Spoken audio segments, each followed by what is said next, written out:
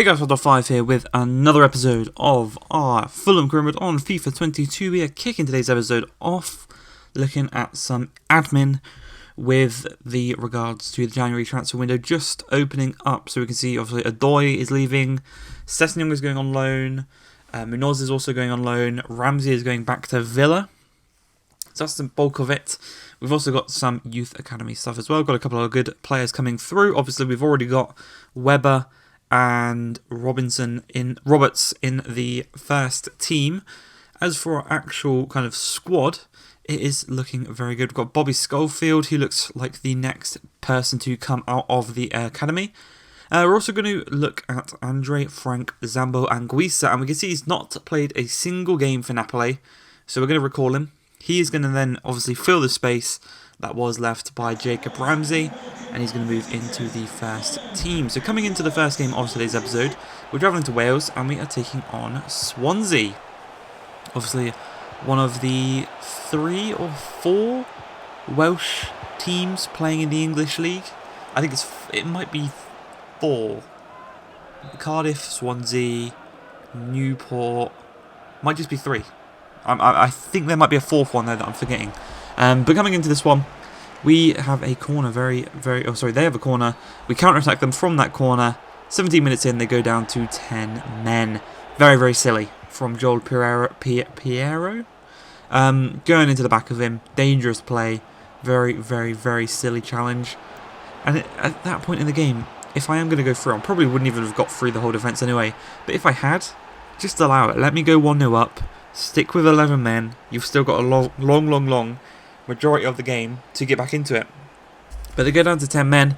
We don't score from that attack, but we do score from a nice finish from Harry Wilson in back in his native Wales, and he does get the goal against Swansea again. I think he scored that very, very weird goal against them the first time round when we played. The keeper, he kicked it straight at the keeper, and he didn't really do anything. But unfortunately, a rebound is tucked home from Swansea, and they're back on level terms to make it 1-1. And as we look to counter-attack them in the final few minutes here, Webber loses out possession of the ball. Nisham finds Smith. Smith finds Downs. Downs back to Nisham, playing through to Led. I'm pretty sure Nisham, one of them plays for Wolfsburg, doesn't he? And they got a special card on FIFA on Ultimate Team. But we do actually go and lose that game 2-1.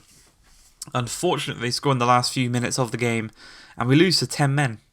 You can also see here on your screen, Mitrovic has in fact left to join Besiktas, 12.5 million. He will be leaving us, and that means for the remainder of the season, we will be relying on Delap, on Webber, on Bobby Reed, on Harry Wilson, on Carvalho, on Kenny, and on Robertson and whatnot to get us the goals, which is pretty much what we've done for the remainder of, for the beginning part of the season anyway. Mitrovic, I think, had 3 goals or 4 goals at the time of him leaving.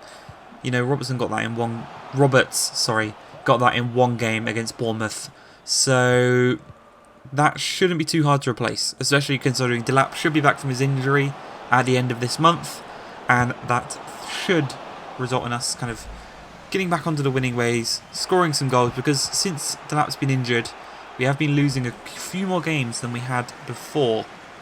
And obviously we have the loan to buy option on Liam Delap, so he should be joining us on a permanent next season, ready for the Premier League to begin, which is really, really good that we've got a nice young striker to lead us forward in the Premier League. Obviously the attack of this team is a nice, relatively young core. The 2 defensive midfielders, they're kind of veterans, but they're still pretty young, like Chalobah and Reed. They're obviously formerly of Premier League teams, Southampton and Chelsea. So yeah, they've got the experience, and they've got the age, obviously, but they're not old, so they're not going to start regressing very quickly.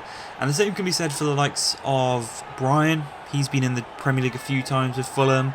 Tosin Adarabioyo, obviously, he had a season with Fulham in the Premier League. Joe Rodon, he played for Spurs a few times. He's not the most experienced, so he might be the next player to get upgraded in this team. And then Kenny Tete, he's played for Lyon. He played in the Premier League with Fulham last season.